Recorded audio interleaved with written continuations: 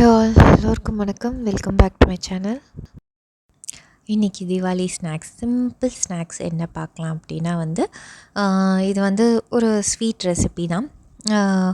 இது பம்பாயில் கிடி அப்படி இல்லைனா சக்கர் பாறை அப்படி இல்லைனா மைதா பிஸ்கெட் இந்த மாதிரி பல நேமில் சொல்லுவாங்க. பட் ரெசிபிஸ் ரொம்ப சிம்பிள் அண்ட் பர்ஃபெக்டாக வரும். 2 கப் மைதாக்கு 1/2 கப் சர்க்கரை அரைச்சி எடுத்துக்கோங்க. மிக்சியில் ஒரு 2 ஓட்டு ஓட்டினீங்கனாலே பவுடர் ஆகிடும். ஸோ 2 கப் மைதாக்கு 1/2 கப் சர்க்கரை கரெக்டாக இருக்கும். 1/2 கப் சர்க்கரை ஆட் பண்ணிவிட்டு நான் கொஞ்சமாக ஏலக்காய் பொடி சேர்த்துக்கிறேன். ஒரு 1/2 டீஸ்பூன் ஏலக்காய் தூள் சேர்த்துட்டு அதுக்கப்புறம் ஒரு 1/4 கப் நெய். இந்த மெஷர்மெண்ட்டுக்கு 1/4 கப் நெய் கண்டிப்பாக பிடிக்கும். 1/4 கப் நெய் அப்படிங்கிறது பார்த்திங்கன்னா ஒரு 3-4 டேபிள் ஸ்பூன் நெய் அப்படி தான் சொல்லலாம். வேறு எதுவும் ரொம்ப அதிகமாக நெய்லாம் நினைக்காதீங்க. 1/4 கப் நெய்.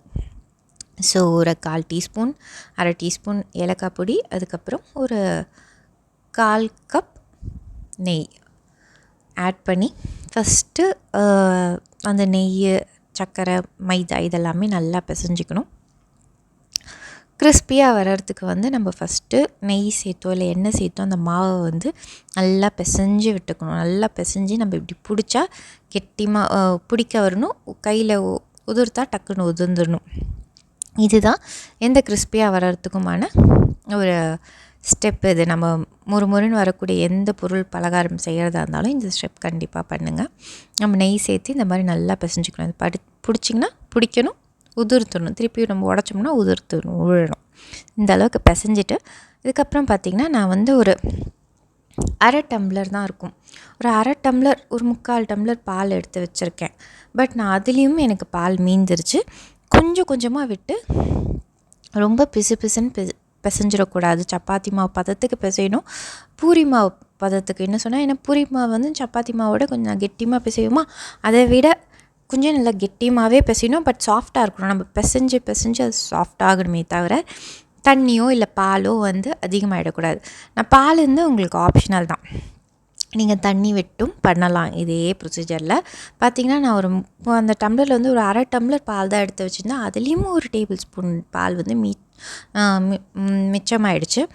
இதை நான் எதுக்கு காட்டுறேன்னா, அவ்வளோதான் பிடிக்கும். கொஞ்சம் அவசரப்பட்டு அதிகமாக தண்ணிலாம் விட்டு பிசுன்னு பிசைஞ்சிடாதீங்க. நம்ம மாவை கரெக்டாக பிசைஞ்சோம்னா தான் ஃபைனலாக ரெசிபி வரும். இந்த அளவுக்கு பார்க்க கெட்டியாக இருக்கும். ஒரு துளி கூட மாவுலேயோ நம்ம பாத்திரத்துலேயோ கையிலையோ ஒட்டவே ஒட்டாது.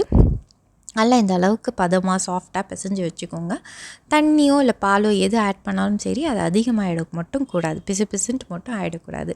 நம்ம நெய் ஆட் பண்ணியிருக்கிறதால அதுவாக ஒன்றாவே அழகாக சேர்ந்து வந்துடும். நீங்கள் லேசாக நம்ம குலோப் ஜாமுன் பண்ணியிருந்திங்கன்னா ஞாபகம் வச்சுக்கோங்க. நம்ம ரொம்ப லேசாக விட்டாலே போதும், அது நல்லா ஒன்று சேர்ந்து வந்துடும் கடைசியாக பிசையும் போது.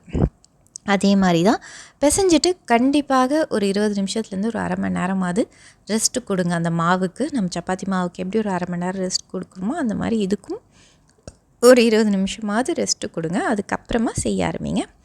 எண்ணெயை காய வச்சுட்டு அதுக்கப்புறமா நான் திரட்டுறேன். நான் அந்த அளவே 3ஆக பிரிச்சுக்கிட்டேன். நார்மல் நான் சப்பாத்தி திரட்டுற கல்லில் தான் திரட்டுறேன்.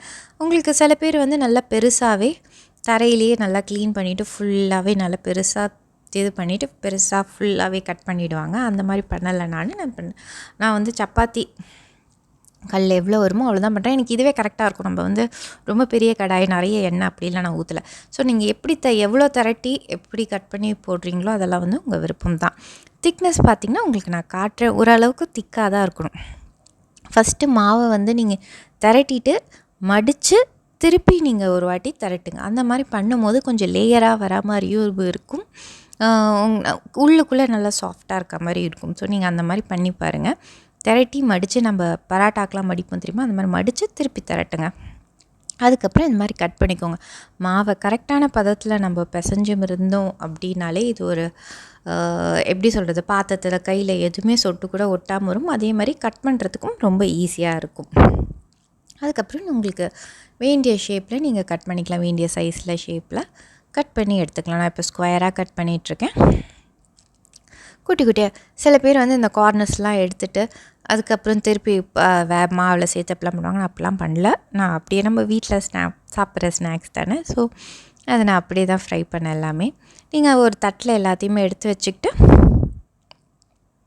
எண்ணெய் நல்லா சூடு பண்ணிவிட்டு எண்ணெய் அதுக்கப்புறமா சிம்மில் வச்சுட்டு கடாயை சிம்மில் வச்சுட்டு நீங்கள் இதை ஆட் பண்ணி சிம்லேயே நீங்கள் இதை குக் பண்ணி எடுங்க. முறுமுறுன்ட்டு வந்துடும். ஃபஸ்ட்டு நீங்கள் சூடாக இருக்கும் போது அது முறுமுறுன்ட்டு இல்லை, என்னடா அது முறுமுறுன்ட்டு இல்லையே அப்படின்னு முறுக்கு மாதிரிலாம் கடாயிலே எல்லாம் கலகலன்னு சவுண்டு அவ்வளோவா வராது.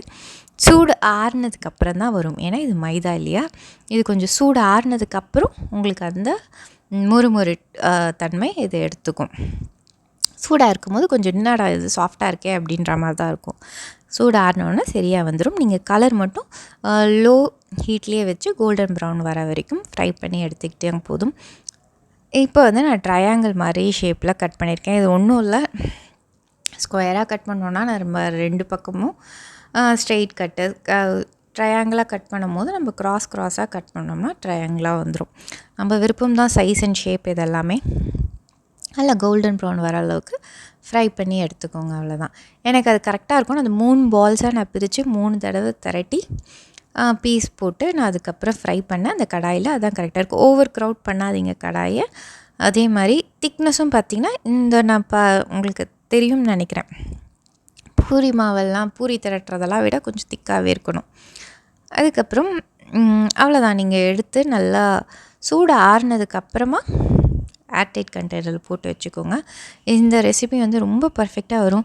இந்த கடிக்கவே முடியாத மாதிரி எனக்கு வருது பம்பாயில் கடி மைதா பிஸ்கெட் எப்போ பண்ணாலும் ரொம்ப ஹார்டாக இருக்குது கடிக்கிறதுக்கு, இல்லை கொஞ்சம் நாள் கழிச்சு கூட ரொம்ப ஹார்டாகிடுது அப்படின்னா இந்த மெஷர்மெண்ட்டில் கண்டிப்பாக ட்ரை பண்ணி பாருங்கள்.